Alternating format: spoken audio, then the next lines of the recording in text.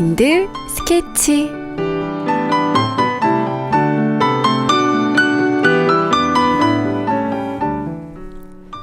고장나서 멈춰버린 시계도 하루에 2번은 맞을 때가 있습니다. 내가 맞다고 옳다고 고집했던 그 생각들, 사실 고장난 시계처럼 멈춰버려 하루에 2번만 맞는 생각일 수도 있어요. 고장난 시계를 맞추려면 정확하게 맞는 시계를 보고 맞춰야 하죠. 우리의 잘못된 생각을 바꾸기 위해서는 다른 사람들과 마음을 맞춰봐야 합니다. 내 생각과 마음을 비춰보는 시간. 안녕하세요. 마인드 스케치 이승희입니다.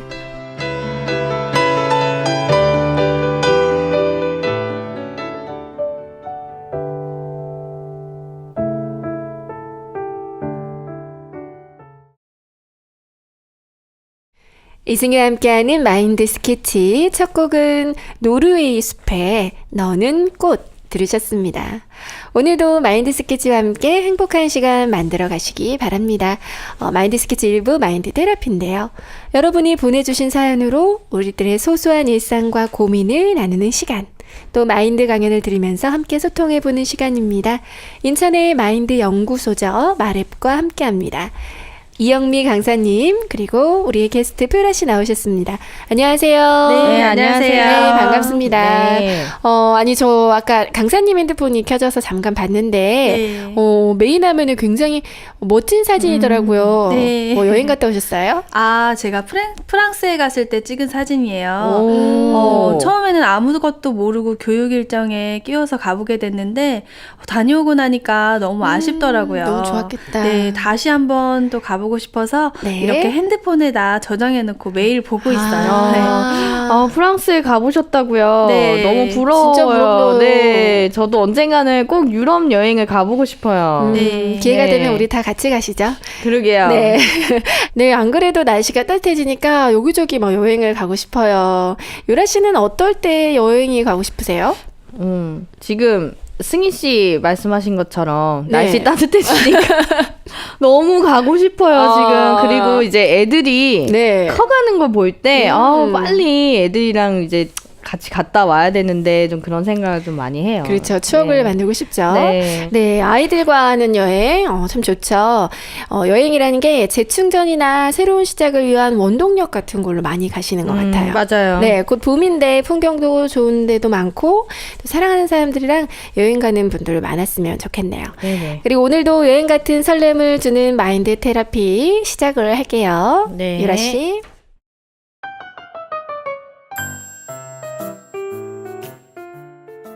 안녕하세요. 저는 20대 초반 여대생입니다. 어디다 속 시원히 고민을 말할 수 없어 이렇게 사연을 보냅니다. 저희 엄마는 저한테 너무 막말을 하시고 하나부터 10까지 부정적이세요. 듣고 있는 것도 너무 짜증나는데 문제는 저도 엄마를 닮아가고 있는 것 같아요.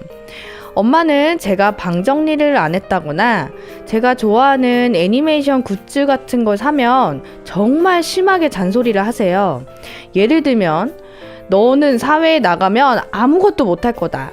그렇게 살면 뭐하냐? 학교 때려치우고 기술이나 배워서 돈이나 벌어라. 이런 말이요. 너무 심한 거 아니냐고 한마디 대꾸라도 하면 자식은 키워봤자 소용이 없다더니 네가 딱 그 짝이다. 내가 잘못 키웠다. 이런 식으로 너무 극단적으로 말씀하세요. 물론 저 말고 가족 모두에게요. 그런데 저도 모르게 그런 엄마를 닮아가고 있는 것 같습니다. 어느 날은 친구들이 저한테 이야기하더라고요. 넌 어떤 상황이든 불평불만이 많고 극단적인 결정을 내릴 때가 많아서 맞추기가 힘들다고요. 사실 지난 학기에 교양 수업에서 친구들이랑 조별 과제를 하는데 주제가 너무 어렵고 자료 조사할 것도 너무 많은 거예요. 그래서 이것저것 좀 불만을 얘기했죠. 할 것도 많은데 왜 이렇게 어려운 주제를 준지 모르겠고 어차피 전공 수업도 아닌데 그냥 대충대충 하자고 했는데 친구들은 그게 좀 짜증났나 봐요.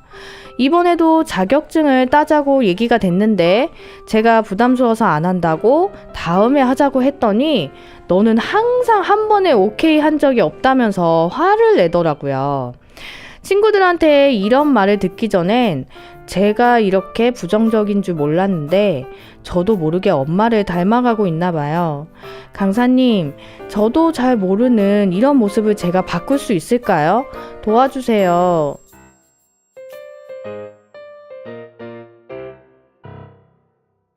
아, 저 이 사연 정말 공감해요. 네, 제 딸이 8살인데요. 네. 요즘 유독 말이 거칠어지고 막 음. 동생들한테 하는 거 보면 아, 제가 왜 저러지 싶은 거예요. 그럴 때 예. 있죠. 네, 그런데 어느 순간 그 모습에서 제 모습이 보이는 거 있죠. 네, 그렇죠. 네. 부모는 아이의 거울이라고 하잖아요. 맞아요. 아유. 그대로 따라한다고.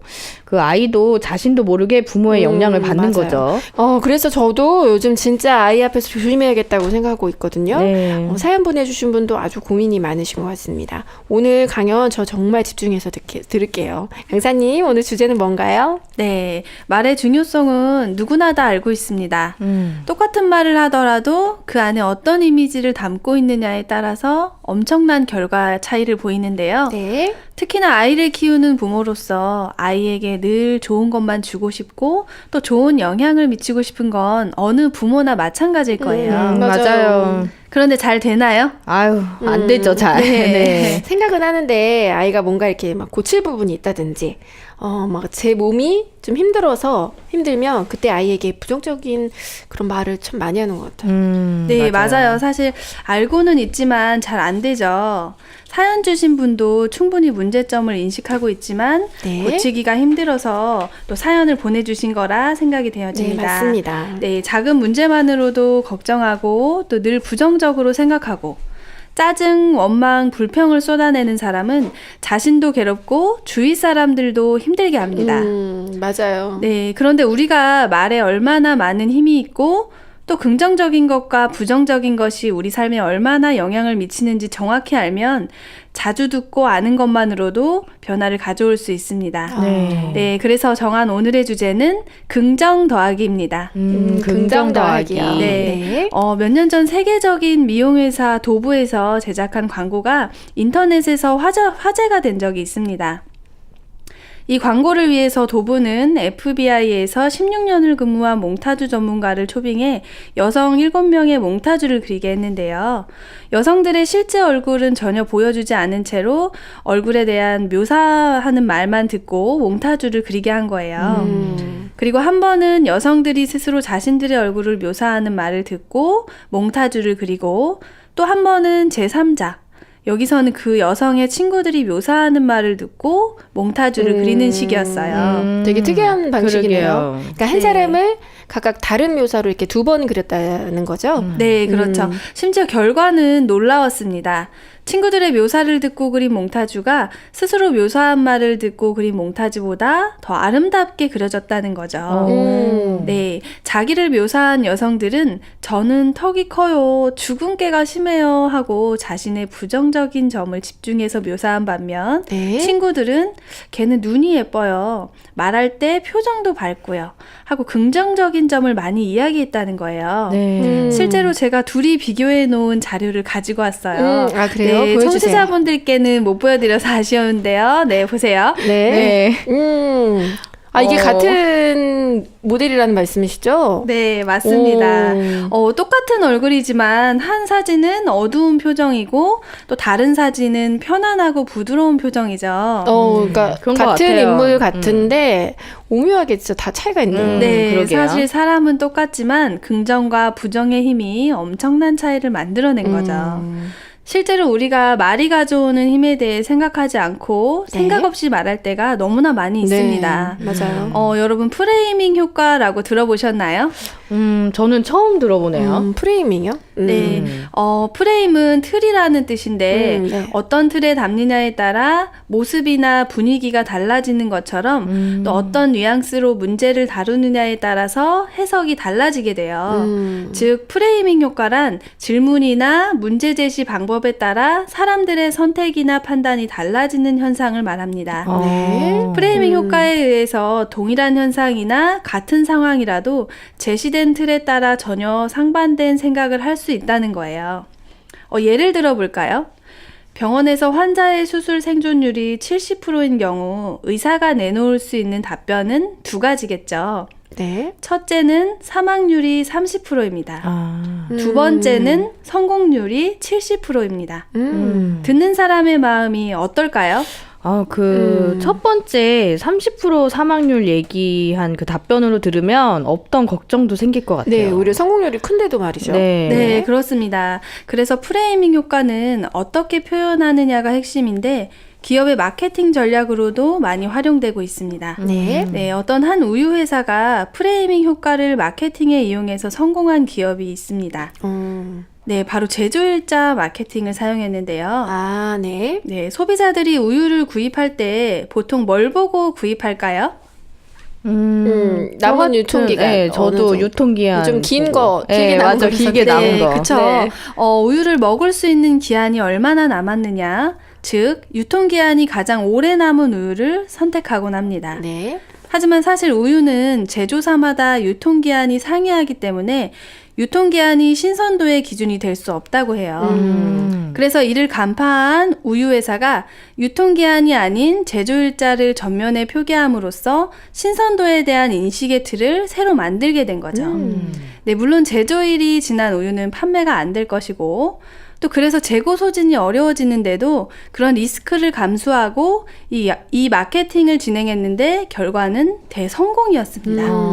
네, 소비자들은 더 이상 우유의 신선도를 유통기한이 아닌 제조일자로 판단하게 됐고 또 이 마케팅을 처음 시작한 우유 회사는 신선한 우유를 만드는 기업, 우유의 신선도에 자부심이 있는 기업으로 프레이밍 효과가 나타나면서 매출이 향상됐습니다. 그렇군요. 네. 그리고 간혹 너무 강한 어조의 안내 문구에 눈살을 찌푸리게 되는 경우가 있습니다. 그런데 반드시 전달해야 할 정보나 규칙일수록 가급적 긍정적인 표현으로 바꾸면 네. 보는 사람에게 지켜야겠다는 마음을 끌어올릴 수 있습니다. 예를 들어서 식당에서 다인용 테이블에 2인 이하 이용 불가라고 붙이면 어떨까요? 그 자리가 마음에 들었는데 2인 이하 이용 불가라면 좀 기분이 나쁠 것 같아요. 맞아요. 네. 뭐, 우리는 못 앉는 건가? 막 이러면서. 네, 그렇죠. 그럼 어떻게 바꿔야 효율적이고 긍정적인 문구가 될까요? 글쎄요. 어떻게 할까요? 긍정적인 문자? 예를 들어서 4인 이상 고객에게 양보해 주세요. 아. 이렇게 바꿔볼 수 있겠죠. 훨씬 낫네요. 훨씬 낫네요. 네, 이런 프레이밍 효과는 일상에서도 경험해 보셨을 거예요. 저는 두 아이를 키우고 있는데요. 두 아이에게 같은 양의 간식을 주어도 큰아이는 불평 없이 먹지만 막내는 엄마 간식이 이거밖에 없어요? 라고 해요. 그거 말고도 엄마 나 오늘 유치원에서 조금밖에 못 놀고 왔어요. 등등 뭐뭐 밖에 라는 부정적인 말을 많이 하더라고요. 그렇군요. 그래서 한날은 안 되겠다 싶어서 이야기를 해줬어요. 혜성아, 간식이 이만큼이나 있네. 맛있겠다. 그치? 엄마는 이거밖에 안 남았다는 말보다는 이렇게나 많네 하고 감사할 줄 아는 사람이 되었으면 좋겠네 라고 일러준 적이 있습니다. 좋네요. 좋네요. 그나마 그 아이들은 습득이 빠르니까 저부터 좀 하나하나 바꿔가면 될 것 같네요. 저도 좀 바꿔야 되겠다는 네. 생각이 듭니다. 네, 아이들에게 적용을 해보고 그 다음엔 배우자에게도 사랑의 말, 또 소망의 말을 해보세요. 네. 사랑스러운 아내가 아이를 낳고 살이 쪘을 때 남편들 뭐라고 하시죠? 속으로 삭히거나 자기 너무 살이 쪘네? 살 좀 빼는 게 어때? 라고 직설적으로 이야기하거나 네. 두 부류겠죠. 네. 네, 제가 아는 분은 어느 날 외출을 하려고 옷을 입고 있는데 남편이 한마디를 했대요. 당신 씨름 선수 같다. 웬일이야. 진짜요? 아내한테 그런 소리를 했다고요? 네, 너무 심하다. 진짜 심했네요. 네. 네, 하지만 여보 아이를 낳고 나니 통통해져서 귀엽다 하면 가정의 평화가 오겠죠. 그쵸. 그리고 입버릇처럼 무심코 뱉은 부정적인 말은 인생도 부정적으로 끌고 갑니다. 얼마 전에 요괴 반격이라는 영상을 본 적이 있어요. EBS 프로그램에서 한 실험을 했습니다.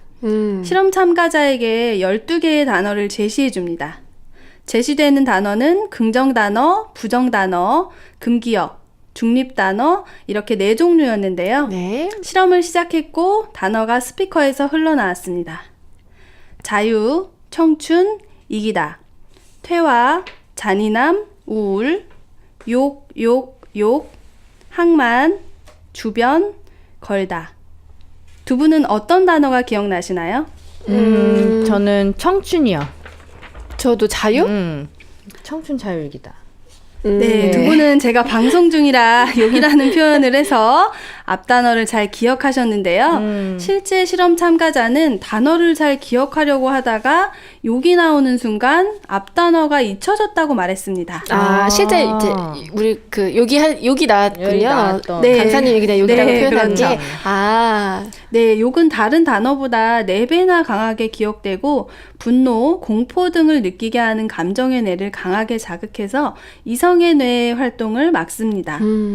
우리 뇌는 강한 욕설을 듣는 순간 통제력을 잃어버리게 됩니다. 욕을 했을 때 분비되는 침의 침전물은 색깔이 갈색이에요. 이 침전물을 쥐에게 주사를 하면 쥐는 얼마 지나지 않아서 죽게 됩니다. 이렇게 말은 우리에게 엄청난 영향을 미칩니다. 부정적인 언어는 부정적인 영향을 미친다는 거죠. 어쩌면 아이에게 돈을 들여 뭔가 특별한 것을 해주는 것보다는 그 긍정적인 말과 네. 표현이 아이의 인생에 더 큰 영향을 미치겠네요. 네, 긍정적인 맞습니다. 효과가 엄청 크겠네요. 네, 긍정의 힘이 얼마나 대단한지 충분히 전달을 한 것 같습니다. 네. 그럼 이제부터 실천을 해볼 차례인데요. 저는 먼저 자신의 말을 체크해 보길 권합니다. 이 방법은 실제 제가 해보고 효과를 얻은 건데요. 자신이 한 말에 대해 생각을 해보는 거예요. 예를 들어 아이를 꾸중해야 하는 일이 있었을 때 막 화가 나서 아무렇게나 이야기했다면 자신이 뭐라고 했는지 노트에 한번 적어보세요. 물론 사실 다 기억하지는 못할 거예요. 네. 다는 아니어도 기억나는 대로 노트에 적었을 때 내가 내 아이에게 이런 말을 하면 안 되겠구나. 또 이 말은 이렇게 바꿔보자 하면서 하게 됩니다. 예를 들어서 놀 때는 안 힘들고 정리할 때만 왜 힘들다고 해. 엄마도 힘들어. 이 말은 우리 아가들 엄청 열심히 놀았네. 내일도 열심히 놀려면 이제는 정리해야겠다. 힘드니까 엄마가 조금 도와줄게. 책은 너희들이 꼽기. 제가 필요한 게 이거예요. 네. 정말 저도 그렇게 얘기해요. 정말 놀 때는 안 힘들고 막 소리 지르거든요. 네, 그렇죠. 네. 네, 저는 이렇게 하나하나 바꿔나갔어요. 조금 생각했을 뿐인데 네. 내가 한 말에 대해 생각을 하게 되더라고요. 이런 말은 안 해도 되는데 이런 말은 이렇게 바꾸면 좋겠다. 조금씩 변화가 생기기 시작했어요. 그런데 사실 혼자 하려고 하면 힘들어요. 짜증나고 힘든 일이 있을 때 밝고 건강한 사람과 대화를 해서 그 마음을 받아들이면 내 마음도 긍정적으로 변할 수 있습니다. 그럼 어떻게 해야 되나요? 네, 그 사람이 가진 긍정적인 마음이 대화를 하는 동안 내 마음에 옮겨지게 됩니다. 그런 사람을 당장 만나기 어렵다면 전화를 해도 되고 또 SNS를 해도 됩니다. 네. 그래서 이런 일이 있었다고 고민을 털어놓고 이야기하다 보면 다시 마음이 밝아지겠죠. 그 밝아진 마음에서 긍정의 말이 나올 수 있습니다. 제 주변에도 있어요. 항상 밝은 사람들. 네. 네, 그 사람들과 자주 연락을 해야겠네요. 네, 말에는 온도가 있습니다. 부정적인 말들은 차가운 기운을 뿜어내지만 고마워, 미안해, 사랑해 같은 긍정적인 말은 따뜻한 기운을 뿜어냅니다. 맞아요. 네, 듣는 이로 하여금 긍정의 메시지를 전달하면 나와 내 주변 모두가 행복해질 네. 수 있는 것입니다. 네, 감사합니다. 네, 감사합니다. 네, 오늘 너무나 좋은 솔루션 해주셔서 감사합니다. 네. 오늘 사연 주신 분도 그렇고 저도 그렇고요. 노트에 내가 한 말을 써보는 방법 해봐야겠어요. 네. 네, 오늘부터 또 노트 사러 갑니다. 저번에도 하나 샀거든요. 네, 이러면 저도 아이들한테 긍정적인 모습을 더 많이 보여줄 수 있는 엄마가 될 거라는 생각이 듭니다. 네, 맞아요. 네, 유라 씨는 강연 어떻게 들으셨나요? 네, 저는 프레이밍 효과가 좀 생각이 많이 돼요. 네. 이제 한 현상을 보고 긍정적, 부정적 표현으로 좀 갈리는 것 같은데 저 이제 아이들이랑 남편한테 오늘부터 좀 적용해 보려고요. 네, 프레이밍 네, 감사합니다. 네. 강연 잘 들으셨네요. 네. 익숙한 것과의 결별은 인생 중 가장 큰 변화의 출발점이라고 했습니다. 오늘까지 부정적이었다면 그 익숙한 것과 결별하시고 긍정적인 것으로 여러분의 마음을 꽉 채워보시기 바랍니다. 오늘도 마인드 스케치와 함께 해주신 두 분, 또 보내드려야 될 시간입니다. 네. 너무 감사드리고요. 네. 다음 주에 뵙겠습니다. 네, 안녕히 계세요. 안녕히 가세요. 이승희와 함께하는 마인드 스케치 노래 한 곡 듣고 오겠습니다. 옥상 달빛이 부릅니다. 밸런스.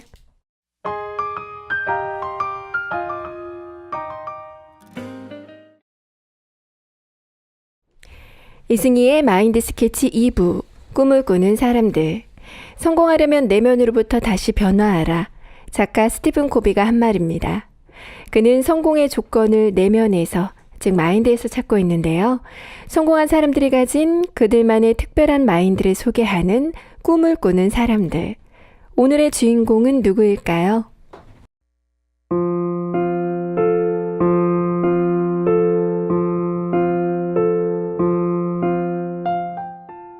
농구하면 떠오르는 인물. 단연 마이클 조던이겠죠? 많은 사람들은 조던이 위대한 선수가 될 수 있었던 건 천부적인 재능과 타고난 신체의 완벽함 덕분이라고 하는데요.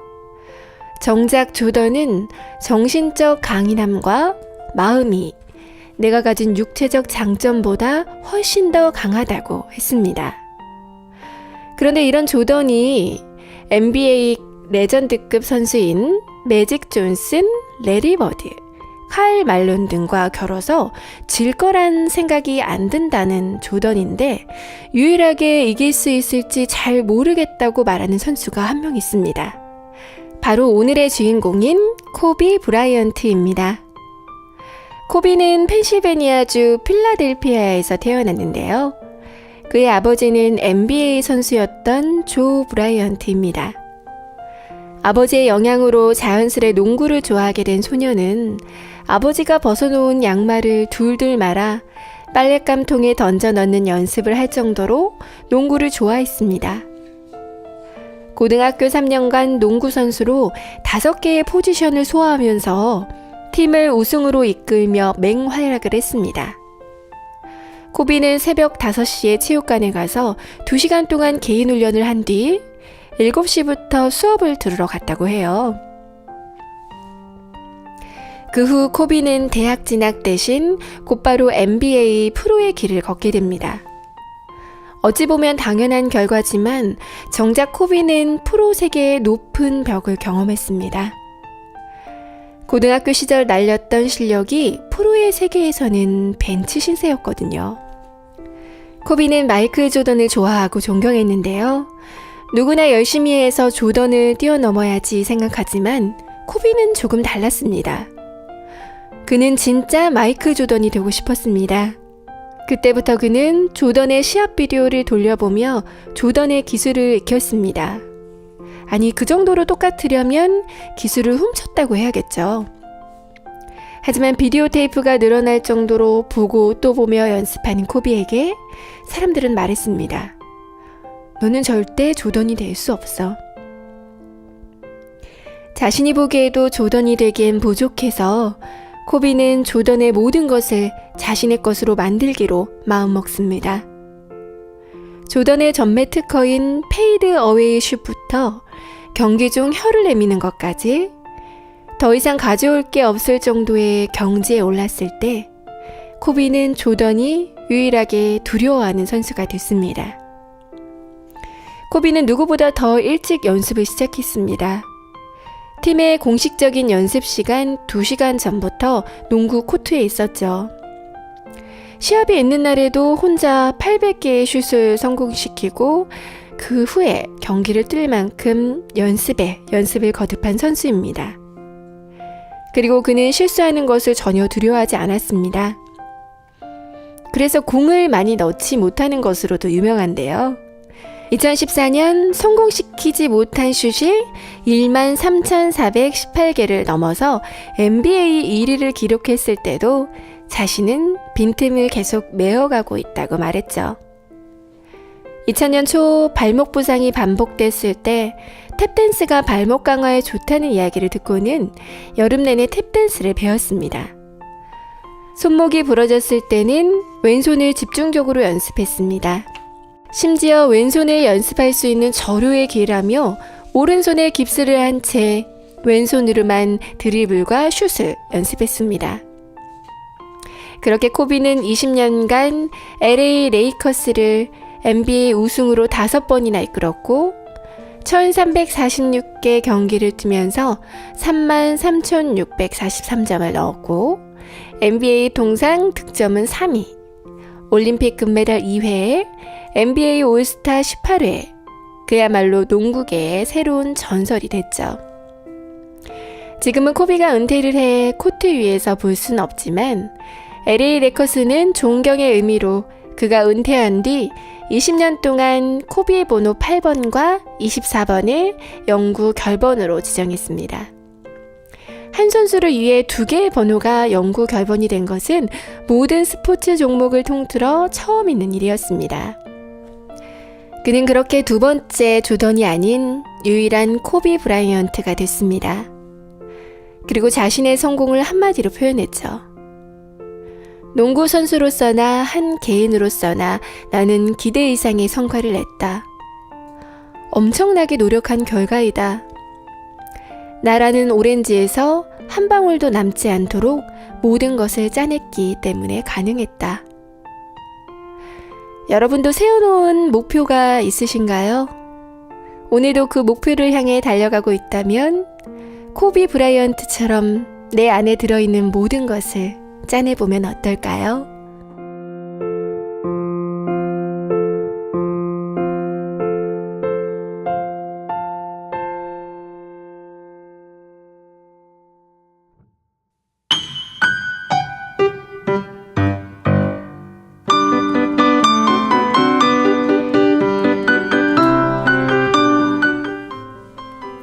돼지는 스스로 하늘을 올려다볼 수 없다고 합니다. 그 이유는 돼지의 목이 땅을 향하고 있어 기껏 높이 들어봤자 45도밖에 들 수 없기 때문인데요. 그런데 돼지가 하늘을 볼 수 있는 유일한 시간이 있습니다. 바로 넘어졌을 때입니다. 우리도 때로는 넘어질 때가 오죠. 그런데 창피해서 피하고 싶은 그 순간에야 비로소 보이는 세상이 있습니다. 넘어지는 순간이 좌절의 시간이 아니라 우리의 삶에 펼쳐진 새로운 길이 될 수 있다는 거죠. 지금까지 하신 시간 행복하셨나요? 마인드 스케치 여기서 인사드릴게요. 저는 이승이었습니다. 우리 또 만나요.